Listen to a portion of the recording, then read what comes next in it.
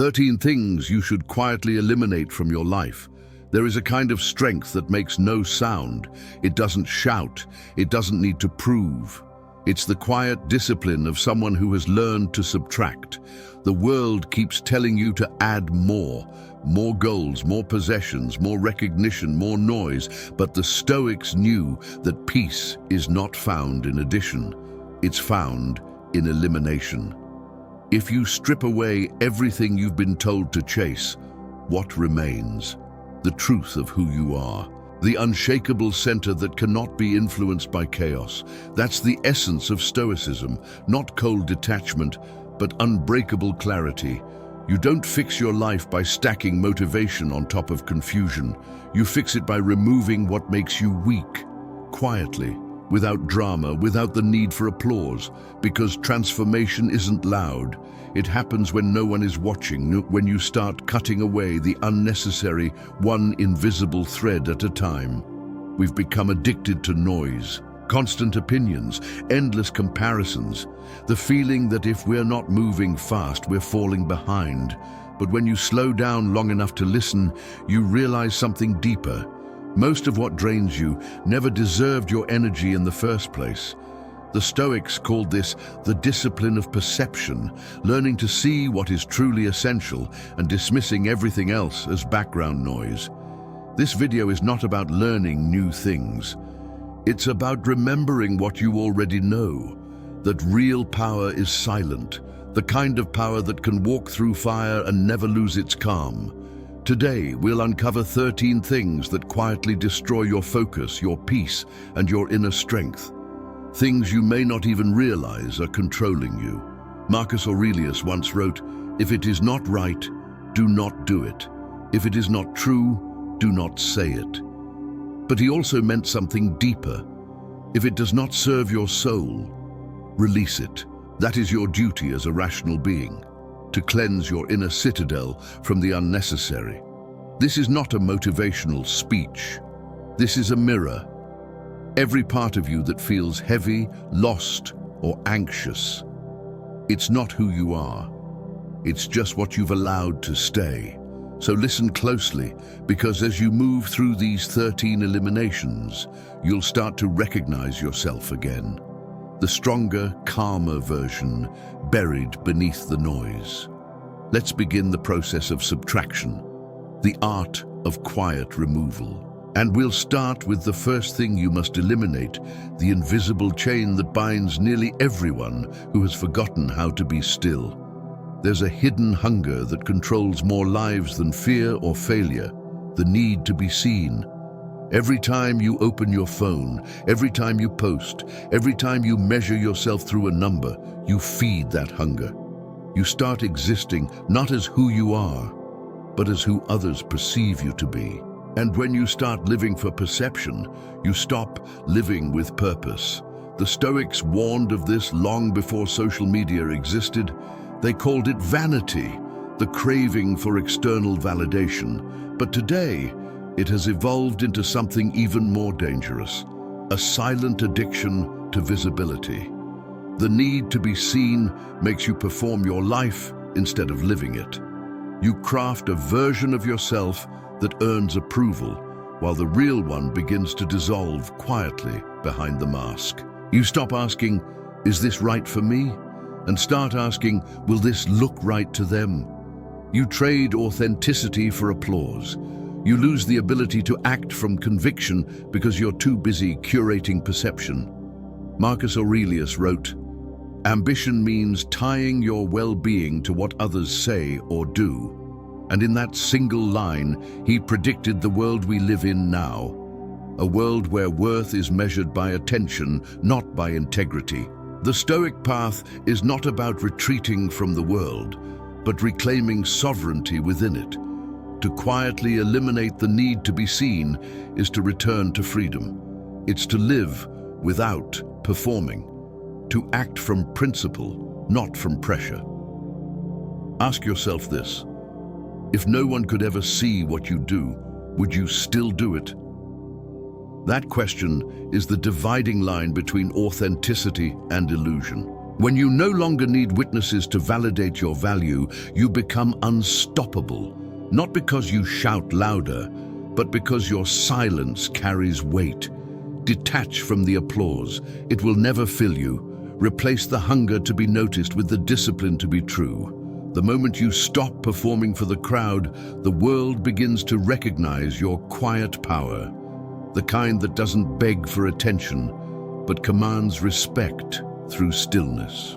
And yet there's another weight that keeps you restless, one that hides behind honesty and vulnerability. It's the urge to reveal everything you feel. There is power in silence, but today silence has been replaced by confession. The modern world teaches you to broadcast every thought, every emotion, every detail of your pain. They call it authenticity, but most of it is noise, a constant leaking of energy disguised as openness.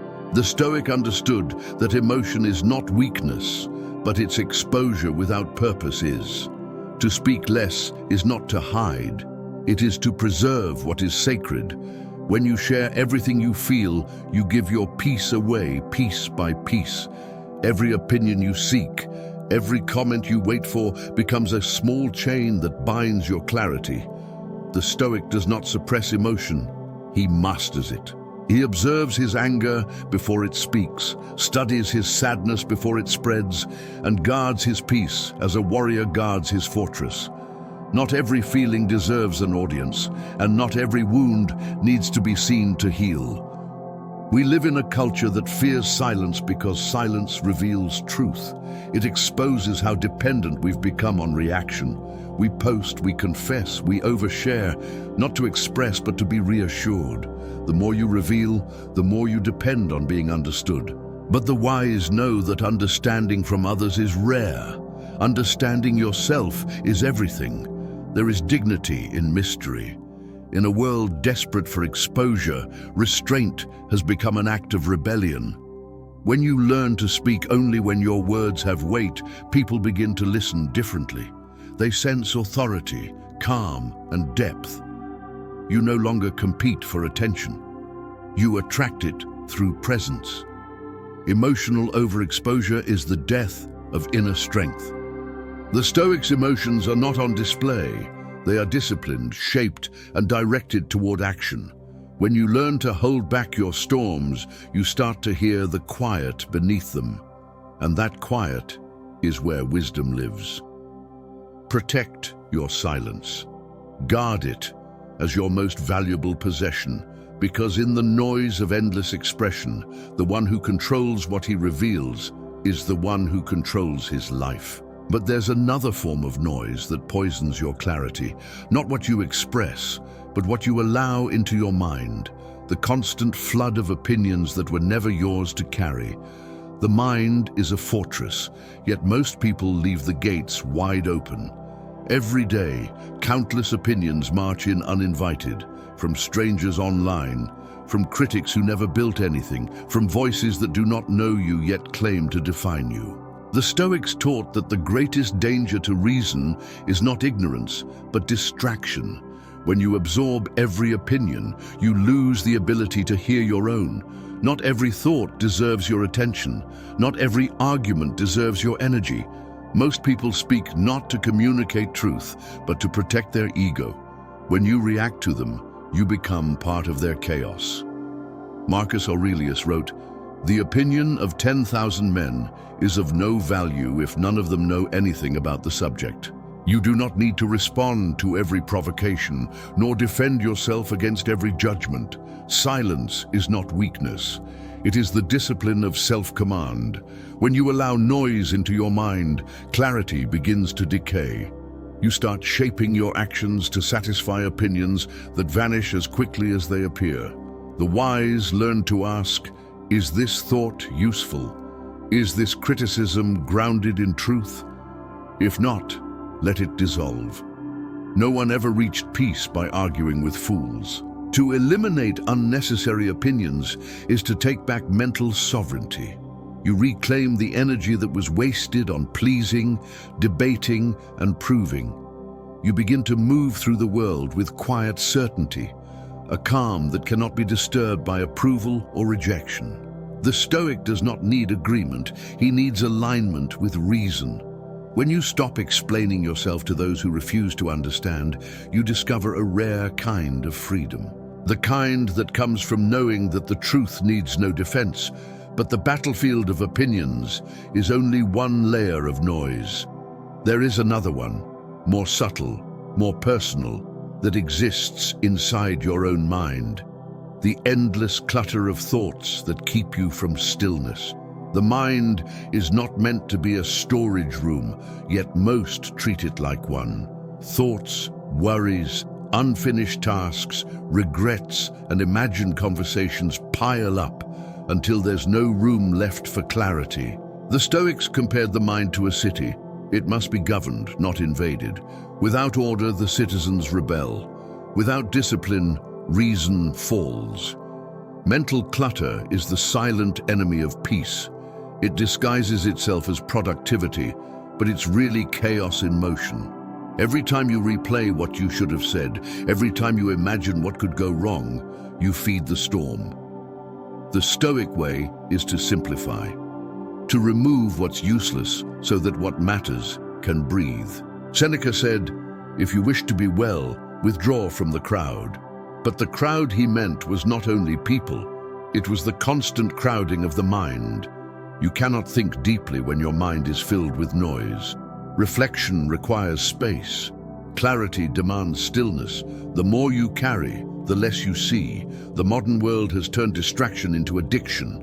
Constant updates, endless information, the illusion of connection that only multiplies confusion. The Stoic mind must resist.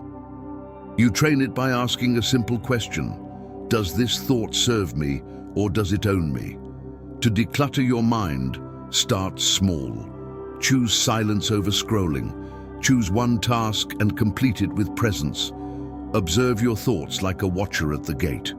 Let only the useful ones pass. Over time, you'll notice how fewer things matter and how peace begins to return like a forgotten friend. The goal is not to empty your mind, but to curate it, like an emperor curates his empire.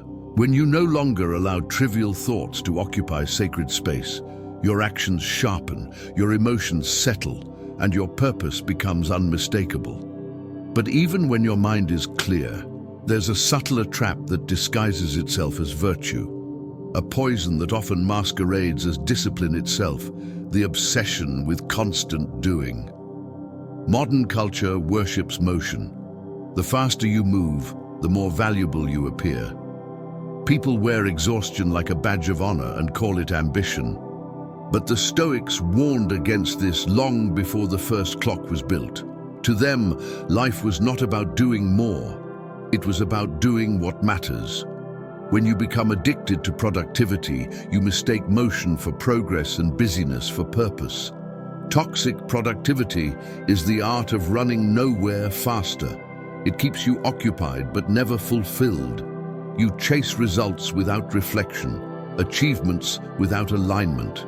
You wake up tired, not because you've done too much, but because you've done too little that truly matters.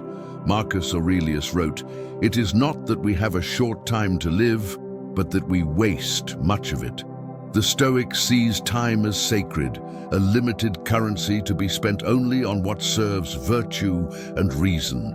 When you live only to produce, you forget how to exist.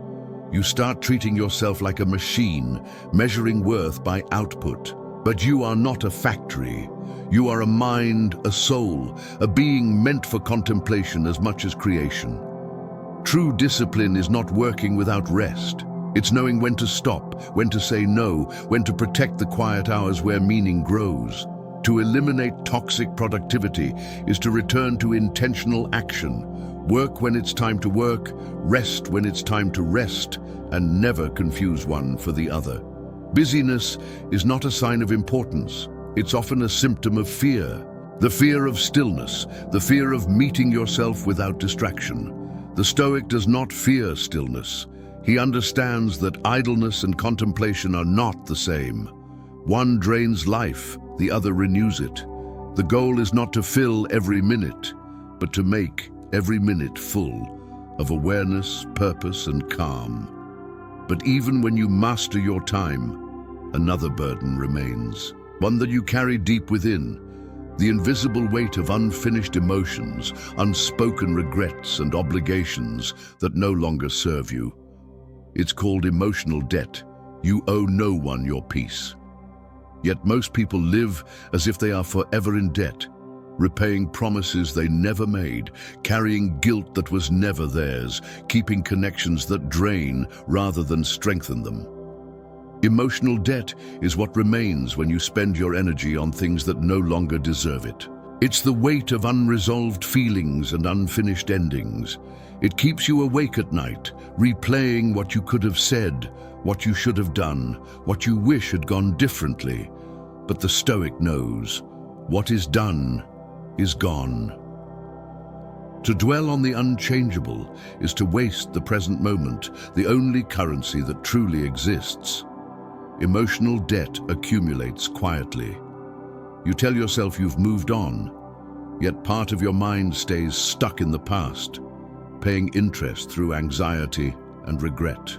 You cannot move forward while still negotiating with yesterday. Marcus Aurelius wrote, "Do not waste what remains of your life in speculating about others, unless it be with a view to some mutual benefit."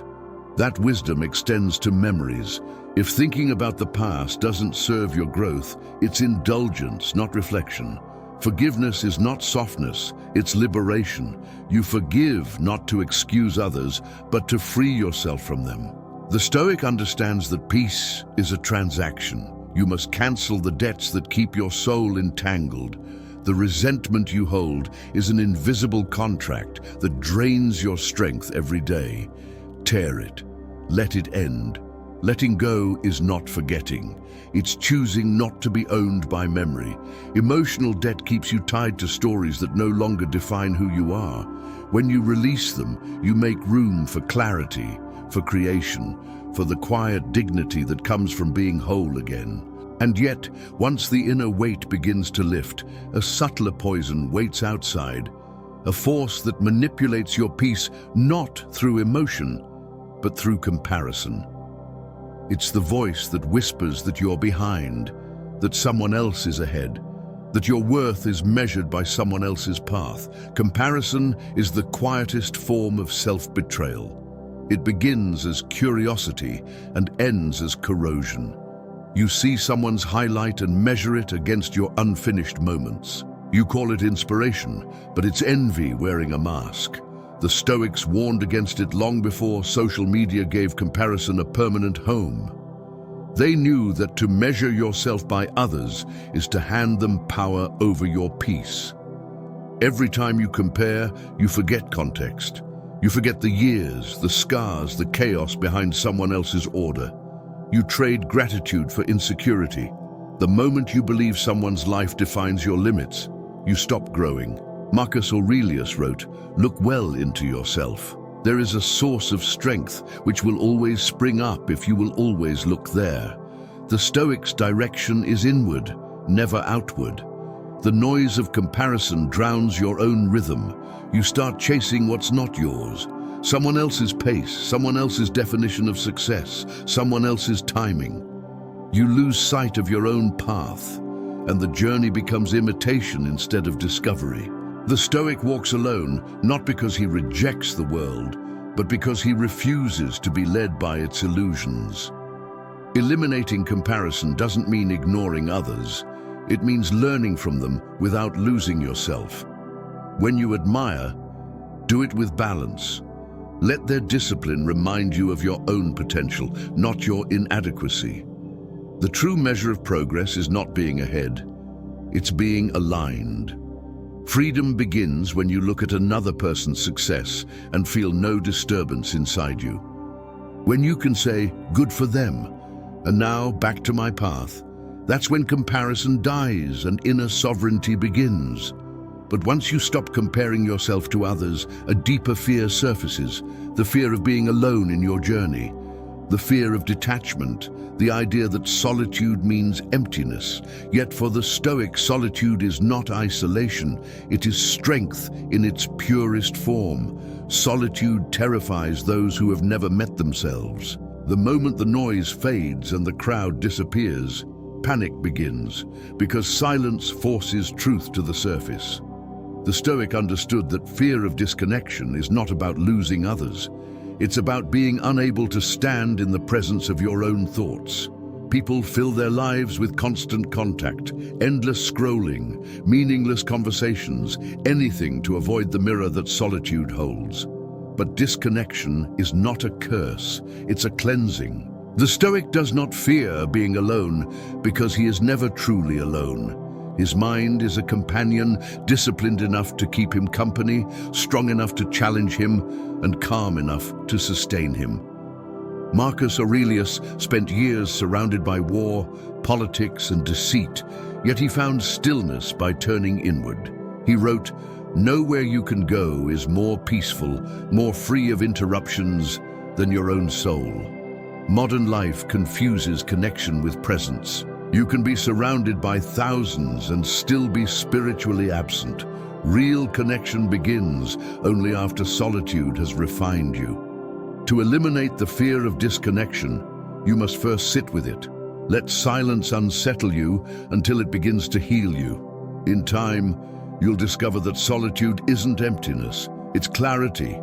It separates what is necessary from what is noise.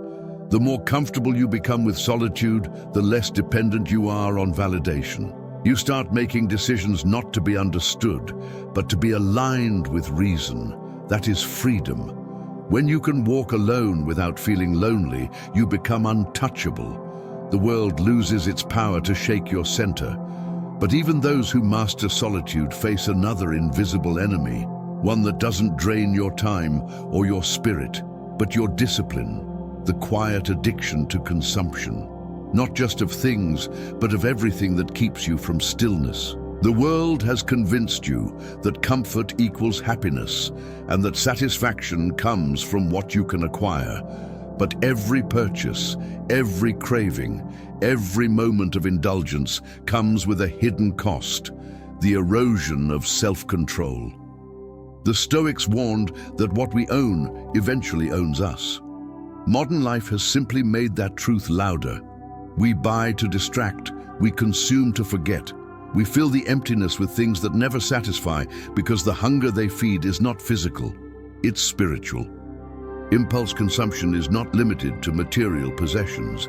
It's the endless need for stimulation, the next show, the next scroll, the next escape. You tell yourself it's harmless, but every small indulgence trains your mind to seek ease instead of mastery. Each time you surrender to impulse, you lose a little of the strength that discipline gives. Seneca said, "It is not the man who has too little, but the man who craves more. That is poor." The Stoic knows that poverty of mind is worse than any material lack. The addiction to consumption creates a cycle: desire, satisfaction, emptiness, and then more desire.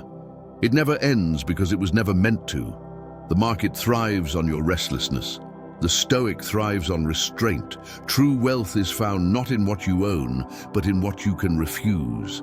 To eliminate impulse consumption is to reclaim authority over your choices. It's to remember that pleasure without purpose becomes poison.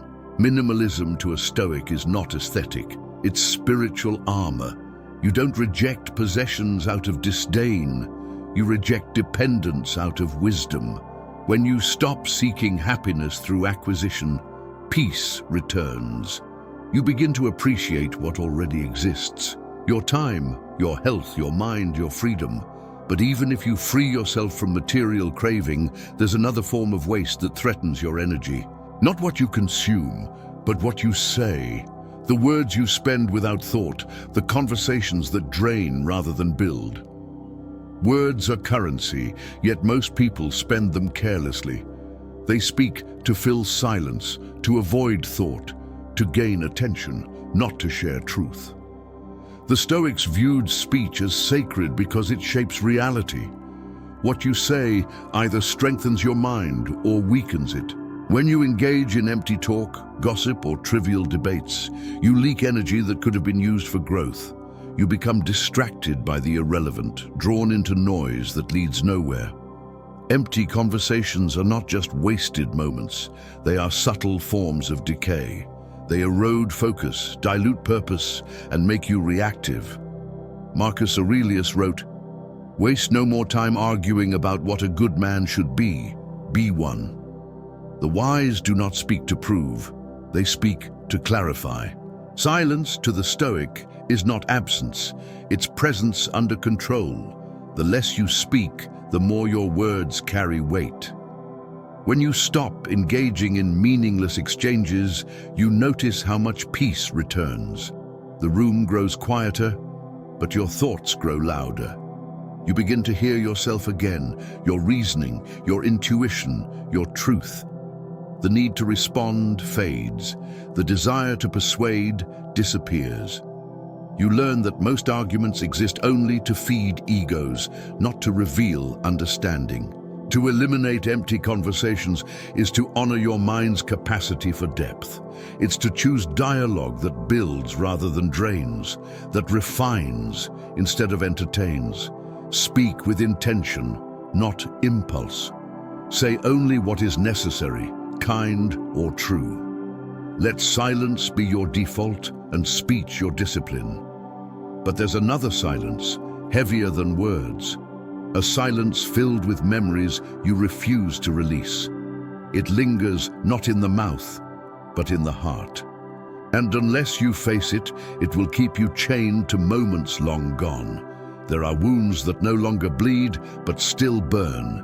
They live in memory, quietly feeding bitterness under the illusion of control. You tell yourself you've moved on, yet the thought of a name, a place, a word reignites the fire. That is resentment, the heaviest form of memory. It does not live in the past, it lives in repetition. The Stoics understood this deeply. They knew that holding on to anger is like holding a burning coal. The first to suffer is always the one who refuses to let go. Resentful memory is self-inflicted suffering. Every time you revisit an old hurt, you reopen the wound. You give your peace to the very thing that stole it. Marcus Aurelius wrote, "The best revenge is to be unlike him who performed the injury."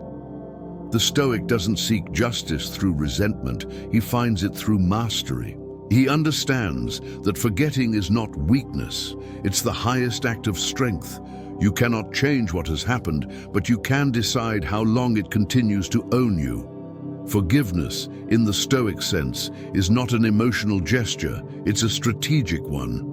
It's choosing reason over reaction, freedom over fixation. When you forgive, you reclaim the energy that bitterness once consumed. You free the mind from the endless cycle of reliving what cannot be undone. Resentment disguises itself as vigilance. I won't forget, so it won't happen again. But true wisdom remembers the lesson, not the pain. You extract the insight, discard the emotion, and move forward lighter. To cling to the past is to sabotage the present. Release the story. Release the expectation that they will ever understand, apologize, or change. What they did no longer matters. What you do with it now does.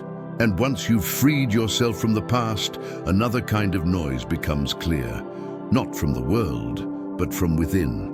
The constant inner chatter that whispers you're behind, you're not enough, you're running out of time.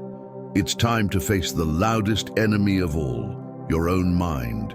There is a voice that never stops speaking, the whisper of doubt, the echo of fear, the relentless hum of anxiety that fills your mind even in silence. This is inner noise, the most persistent form of distraction. You don't hear it through your ears, but through your thoughts. It tells you you're late, you're lost, you're not enough. And because it sounds like you believe it. But the Stoics knew the mind must be ruled, not obeyed. The voice inside is not always truth. It is habit, memory, and emotion pretending to be wisdom. Inner noise thrives in unguarded moments. When you're tired, it grows louder. When you're idle, it multiplies. It feeds on your attention. Every time you react, it gains strength. Marcus Aurelius wrote, "You have power over your mind, not outside events. Realize this, and you will find strength." That realization is the antidote to mental noise. The Stoic trains the mind to observe thought like a distant wave, rising, falling, and passing, without diving into it. You cannot silence the mind by force. You quiet it through discipline. Meditation, reflection, presence, these are not luxuries, but necessities. The goal is not to erase thought, but to see it clearly and decide what deserves your energy. Inner noise loses its grip when you stop identifying with every passing idea. Modern life fuels inner chaos. Constant stimulation leaves no room for stillness. You wake to screens, you fall asleep to noise, and your mind never breathes. But clarity is born only in quiet. The Stoic withdraws daily, not to escape the world, but to return to himself. He builds a fortress of calm within chaos. To eliminate inner noise is to reclaim control of your attention, the most valuable possession you have. When your thoughts serve reason instead of emotion, your mind becomes an ally, not an enemy. And yet, even when the mind is calm, one final illusion still binds most people: the need to control everything, the refusal to trust the flow of life, the inability to let things simply be.